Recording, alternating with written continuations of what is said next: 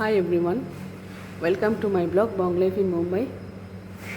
আজকে আমরা এখানে সুইট বেঙ্গলে এসেছি মিষ্টি কিনতে। এই যে মিষ্টির ভ্যারাইটিগুলো দেখো, বিভিন্ন ধরনের। এটা হচ্ছে লাড্ডু এক ধরনের, আর এটা কাজু চকলেট বল, আর এটা হচ্ছে নরেনগুড়ের রসগোল্লা। এটা নর্মাল প্লেন যেটা রসগোল্লা হয়। আর এখানে মিষ্টি দই আছে। আর এইগুলো হচ্ছে মিষ্টি বেকড রসগোল্লা। এটা হচ্ছে বেকড রসগোল্লা, যেটা আঙুল দিয়ে দেখাচ্ছি। বেকড রসগোল্লা, এটা মালাই চমচম, মানে মালাই চপ বলা হচ্ছে এটাকে। আর এটা ল্যাংচা। আর এটা হচ্ছে বাঙালি লাড্ডু, বেঙ্গলি লাড্ডু। এটাকে দরবেশ বলা হয় অ্যাকচুয়ালি এর নাম, কিন্তু এটাকে বাঙালি লাড্ডু বলা হয়। আর এখানে রসমালাই রয়েছে, বিভিন্ন ধরনের ভ্যারাইটি রয়েছে এখানে মিষ্টির। আর এখানে ছোটো ছোটো রসমালাই রয়েছে। এই যে এটা বড় রসমালাই, আর এটা হচ্ছে ছোট রসমালাই। এই যে, বা রসগোল্লার পায়েসও বলা যেতে পারে। মিষ্টি রয়েছে এখানে অনেক রকমের, দেখছে কি কিনবো। আর এখানে কিছু স্ন্যাক্স টাইপের রয়েছে, যেরকম নিমকি রয়েছে, বিভিন্ন ধরনের ডাল কচুরি রয়েছে। এই যে মিনি ডাল কচুরি, এটা নামক পাড়া, মানে এক ধরনের নিমকি বাংলা। আর এটা নামকিং লেখা আছে। এটা ত্রিকোণ মাতৃ, মানে এটা বাঙালি নিমকি টাইপের। আর এখানে রয়েছে বিভিন্ন ধরনের চানাচুর, মানে মিক্সচার যেটাকে বলা হয়। এই যে স্পেশাল পাপড়ি চানাচুর। আর এইখানটায় রয়েছে মুখরোচকের চাল ভাজা। আর এখানে মশলা মুড়ি।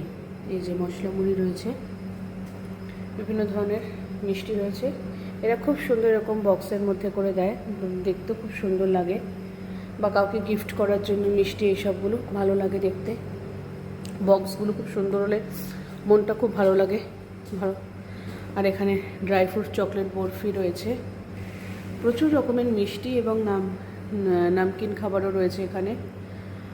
আর আপাতত ওই ভেজিটেবল চপ আর ওই সিঙ্গারা বা সামোসা যেটাকে বলা হয়, এগুলো শেষ হয়ে গেছে। আর কি নোনতা খাবার দাবার, মানে নামকিন খাবার দাবার সব শেষ হয়ে গেছে। তো আমরা এই মিষ্টিই নেব, আর কিছু চাল ভাজা এসবগুলো কিনবো। কেমন লাগলো তোমাদের এই বাঙালি মিষ্টির ভ্যারাইটিগুলো দেখতে? কে কে বাঙালি মিষ্টি পছন্দ করো আমাকে কমেন্টস করে জানিও। দেখো সব বেঙ্গল স্পেশালিটি মিষ্টি এখানে। আমরা এখানে বাসিতেই এসেছি এই মিষ্টি কেনার জন্য। এই যে দেখো,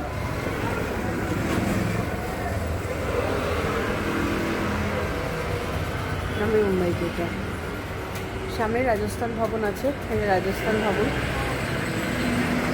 আর এটা হচ্ছে এক্সিবিশন সেন্টার, এখানে আমাদের বাঙালিদের দুর্গাপুজো হয়।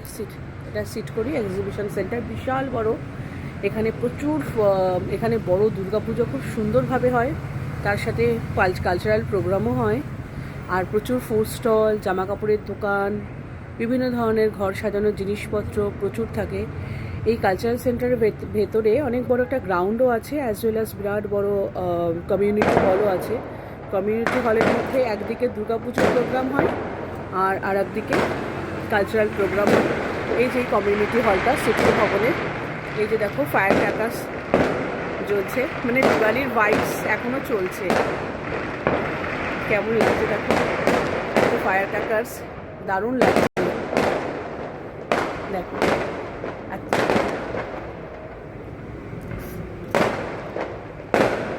ঠিক আছে। এই একটা জায়গাতে বেশ প্রচুর ফায়ার ক্র্যাকার্স হচ্ছে, বিভিন্ন ধরনের।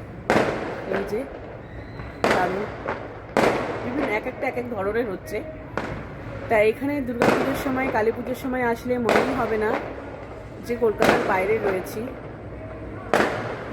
এত সুন্দর লাগে জায়গাটা, লাইট দিয়ে এত সুন্দর করে সাজানো। এখনও দেখতে পাচ্ছ লাইটিং করা রয়েছে। দুর্গাপুজোর সময় থেকে লাইটিংটা শুরু হয়। এটা মোটামুটি এই মাসটা পুরো চলবে। এরকম বিভিন্ন ধরনের প্রোগ্রামও হয় এখানে, কালচারাল প্রোগ্রাম হয়, ভালো লাগে দেখতে। দিওয়ালির পরেও চলে বিভিন্ন প্রোগ্রাম। আর এর সামনেই এই শিগগিরিতে আমরা খেতে এসেছি আজকে, আর মিষ্টিও কিনতে এসেছি। এখানে একটা স্ট্রিট ডগ শুয়ে রয়েছে। রাস্তাটা এত সুন্দর, এখানে আসলেই যেন মনটা ভালো হয়ে যায়। এখানে তো বিভিন্ন ফায়ার ক্র্যাকার্সে চলেই যাচ্ছে ননস্টপ, ভালো লাগছে দেখতে। আচ্ছা, আমার আজকের এই ব্লগটা তোমাদের যদি ভালো লাগে তাহলে আমার এই ব্লগটা তোমরা প্লিজ তোমাদের ফ্রেন্ডস অ্যান্ড ফ্যামিলির সাথে শেয়ার করো, আর আমার চ্যানেলটাকে সাবস্ক্রাইব করে আমাকে সাপোর্ট করো। Thank you.